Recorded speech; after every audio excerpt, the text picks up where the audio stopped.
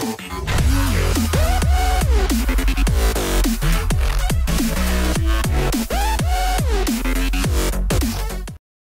is going on today, guys? Tomcat here, and today we're back in Forza 5 for another drift build. Now, in this episode, we're going to be doing a drift build of the GMC Vandura, but you may be asking, why is it already, like, halfway built?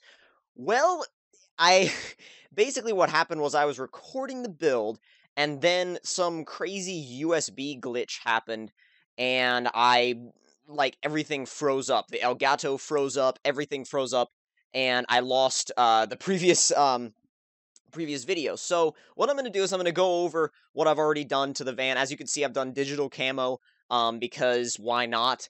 And I'll go over the upgrades I've done, and then we'll tune it, and then we'll see how it performs. And then later on today, I plan on also doing a couple of well, I don't know about a couple, but definitely later on today I'll also be doing some online drifting. So let's go ahead and get right into it. Now, if we go to the upgrades, you can see the engine, everything in the engine is maxed out. In fact, I don't even have to show you guys that. I can just tell you that. The engine is all maxed out. Platform and handling, I have suspension and brakes done. Drivetrain is fully maxed out. Tires and wheels, I have street tires, and I've upped them to 275s all around. And then for the aero and appearance, I have a front splitter, and that's pretty much it. And well, front splitter and a painted rear bumper. And then for the swap, I have a 5.7-liter LS twin turbo swap, where we have about 789 horsepower, I believe. So now we're going to go ahead and get a tune on this thing and see what we can do with it. Now, we're going to be doing it mostly with live tuning. I'm just going to do a basic base setup on it this time, just so we, like I said, have a base setup to work with. Now, we've got the normal base setup that I usually do is just tire pressure and maxing out the diff, and that's pretty much all I do for a base setup. So we're going to test it out at the prog circuit, and well, hopefully the prog circuit will be a good circuit to test it on, just because of the fact that it's got a lot of really open, flowing corners, and I'm assuming that this thing is going to want to spin everywhere, so it should be good for that. I don't think this will be very good for tight tracks. In fact, I can almost guarantee you that it will be terrible for tight tracks. So, and it also should be able to do a pretty good burnouts.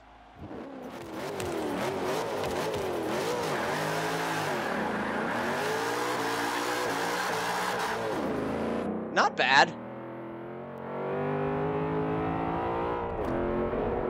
Even with 780 something horsepower in this thing, it still feels kind of slow just because of how big it is. But honestly, it's surprisingly easy to control. Wow. I'm very surprised at that. I really am. I mean, if you guys remember from the Ford F100 build, that truck was a little bit hard for me to get used to in the beginning, but this is easy.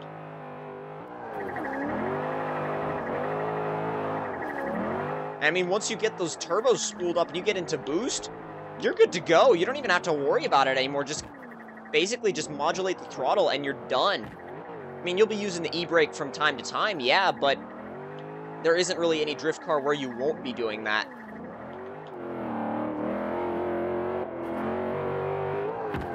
Back end around. Not bad. A little bit close to the... Well, actually, not that close to the wall at all, actually. It was right down the middle of the corner. I almost said it was kind of close to the wall, and then I realized, nah, it wasn't that close at all. Definitely wanting to grab second for this. I was thinking about doing it in third, and then I realized, no, that's a bad idea. Come on. Down to second, e-brake a little bit, clutch kick.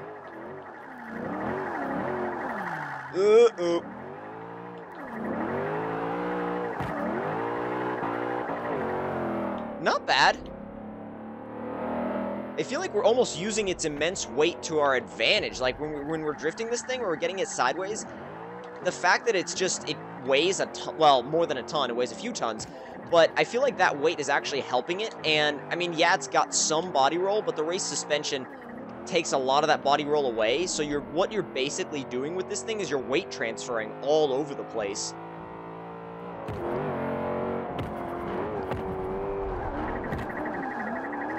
Okay, that's gonna be a wall. I knew it. I knew it. I knew it. We were way too far to the outside on that one.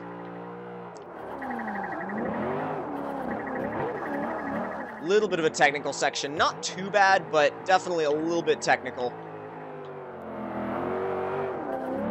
Certainly a bit more technical than usual when you're in something this big and heavy. Come on. There you go, there you go. When it's not in boost, it doesn't really want to go, but as soon as you get those turbos going, that's when you know you're good to go. And I love how the speedometer maxes out at 85. That's hilarious.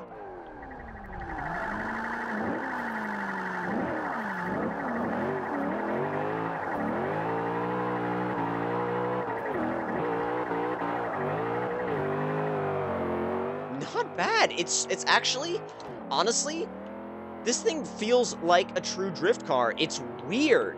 It's really weird. It's almost like, it's like just drifting a muscle car. If you drift muscle cars primarily, this will be so easy for you. It's like, it's not even funny how easy this will be. If you're, like I said, if you're used to drifting muscle cars primarily, this will feel like just drifting a muscle car. That's how this thing feels. It doesn't feel, that was really bad. That sucked, but it doesn't feel like some kind of different type of vehicle. Like, it doesn't feel like you're drifting a van, for example. It doesn't feel like you're drifting a van or a truck. If you want to feel like you're drifting a truck, then get that F100, because that's what that feels like. That has a distinct feel to it. This, not so much. This feels like drifting a muscle car. It really does. I mean, a slightly large, slightly tall muscle car, but even so, that's what it feels like.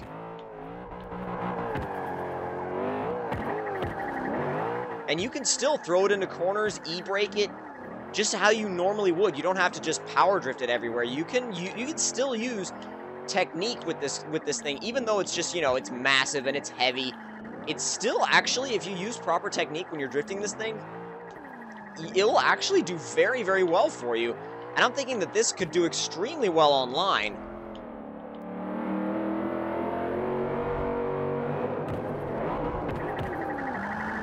To the inside. Uh-oh, okay. That was a little bit weird. Truck almost whipped back on me.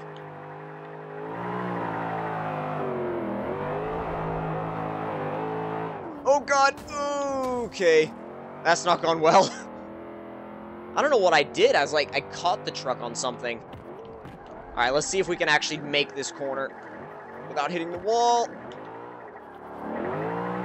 Not a bad transition. There we go. Oh no, don't spin, don't spin, don't spin, don't spin. Oh wow. May not have saved the combo, but I saved the points.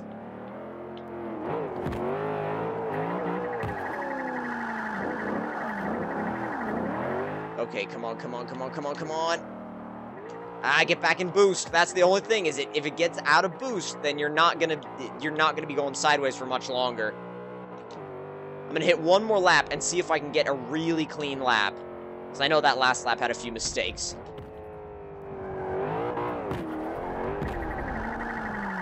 Not a bad entry.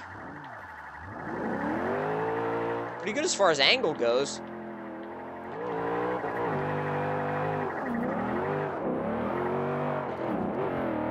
And surprisingly, though, not quite as high scoring as some of my previous runs.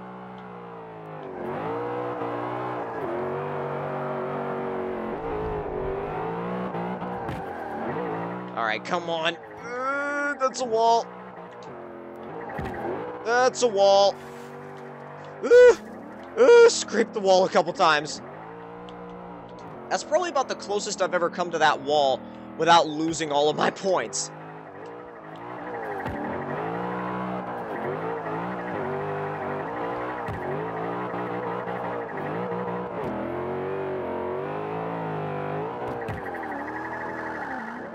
Okay, that's not gonna go well. I mean, it wasn't a great line, but I still didn't lose my points.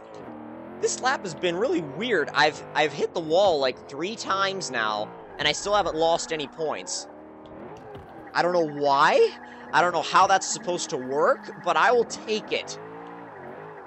And I love how the digital camo transfers over to the inside of the van. It's just kind of weird.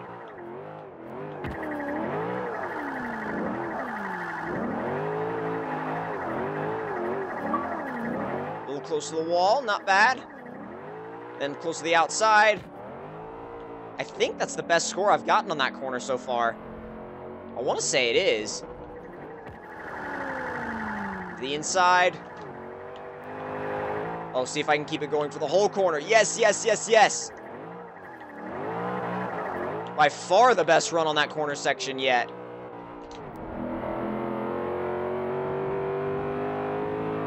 Now let's see if I can get a bit more angle. I'm going to try for a bit more angle with this section.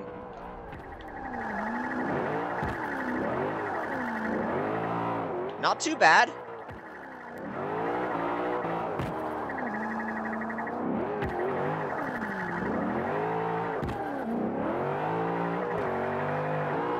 Okay, come on. That's a wall. Get as close as to the wall as you want. As long as you don't hit it, you're fine. It doesn't matter. As long as you don't hit it, you're okay. Oh, not bad on that corner, actually. And spin it across the line. 360 across the line. Not too bad. Not a bad way to finish it off. But as far as my impressions on this thing, I actually really, really like it. It's really controllable. It's really easy to drift. And I think it could do really, really well online.